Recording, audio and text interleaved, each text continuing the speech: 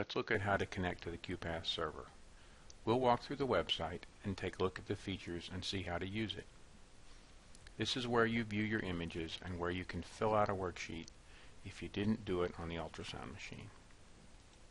To begin, open an internet browser window. Then connect to the IU VPN.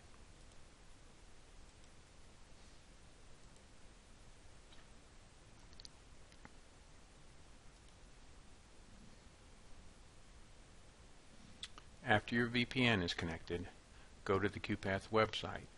I have it bookmarked, but it can be linked from the IUEM homepage, or if you go to OnCourse, from the IUEM ultrasound page.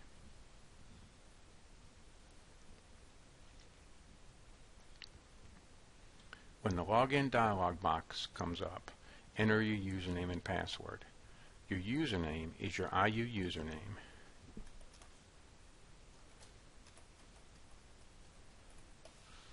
and the default password is Qpath123, lowercase, no spaces.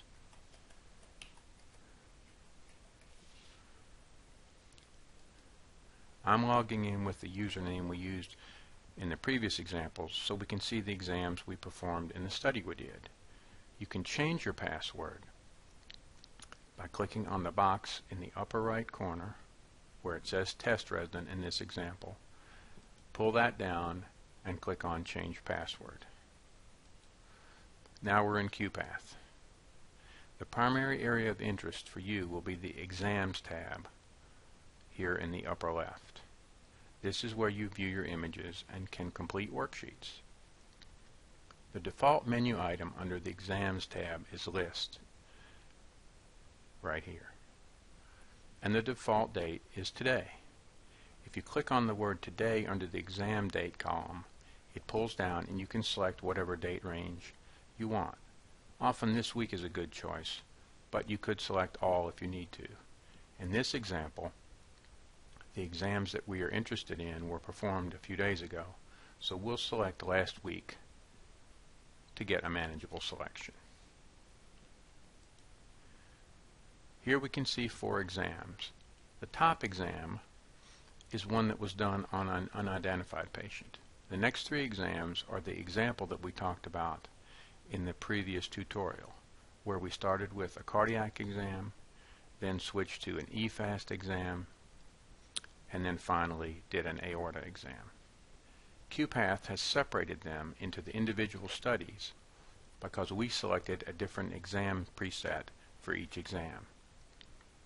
This is a really nice feature because Qpath assigns a different worksheet to each individual study so you can fill out the appropriate worksheet for the exam you selected. You just have to remember to change the exam preset on the ultrasound machine so the machine knows you're performing a different exam and it will load the appropriate worksheet. You'll notice that my name is in the attending column. When you put the faculty IU username in the referring physician field, it codes to the faculty name in the attending field on Qpath. This is really important, and if you need a reference, we have laminated lists of the faculty IU usernames on all the ultrasound machines. Before we look at the individual exams, let's look at some features of this view. Qpath is basically a database. Qpath maps the information you enter when you create an exam to fields in its database. Moving left to right along the top row of columns, patient MRN maps to the patient ID column, patient last name maps to the patient name column, and the entry under the exam type column comes from your selection of exam preset on the ultrasound machine. For example, cardiac underbar exam, EFAST underbar exam, or aorta exam. Operator is mapped to your IU username in the new patient entry field. If you don't use your IU username, Qpath assigns NA to this field. So it's really important to get this entered correctly. Just to the right of operator, you see the column labeled attending, and that's, as we just discussed, that's your attending's IU username. So let's go back to our example. we started a study, performed a cardiac exam, an EFAST exam, and then an aorta exam, and then closed the study. Let's look at each of these exams. To view the first exam, click on the date under the exam date column, right here. When it opens, you'll see along the top of the window, you see the red highlight on the images and worksheets. This gives you a window to look at the images here, which in this case is a video clip, and you have thumbnails below for additional images. To the right of this, you see the cardiac worksheet and the QA review worksheet. If you click on a different thumbnail, you get a different video or still image depending on what was saved.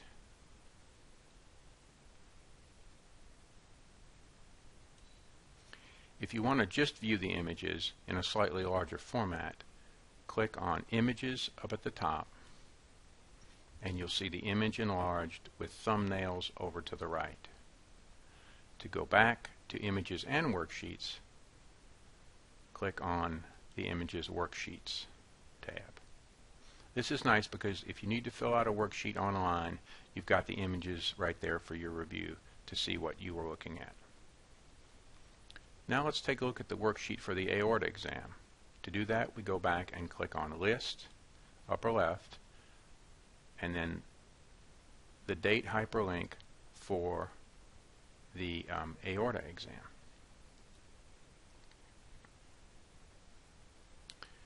Here we can see a video clip of the aorta,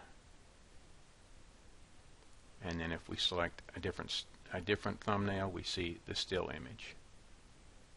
Now let's look at the aorta worksheet.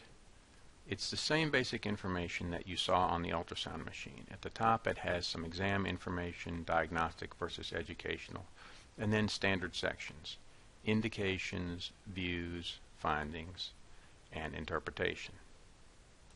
There's a scroll bar if you need to move through the images. At the end of every worksheet we have the standard confidence question.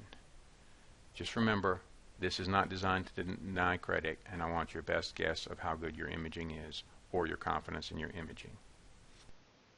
Let's go back to the first exam, the one we did on the unidentified trauma patient, and see how to edit this exam. If we open the exam by clicking on the study in the exam date column,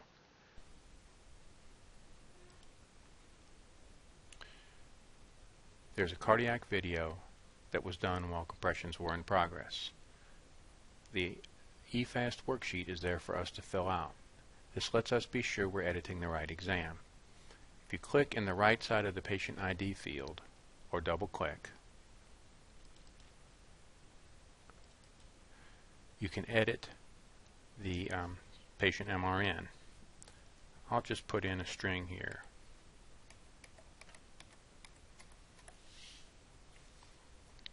Then click above, and then to edit the patient's name,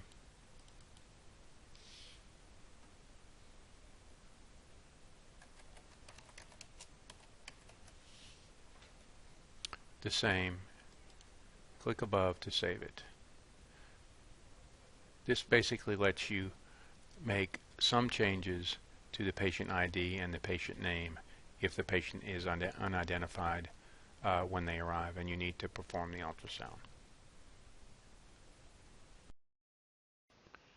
I hope this tutorial has helped you understand how to use Qpath. If you have any questions, feel free to contact me. Thanks for watching.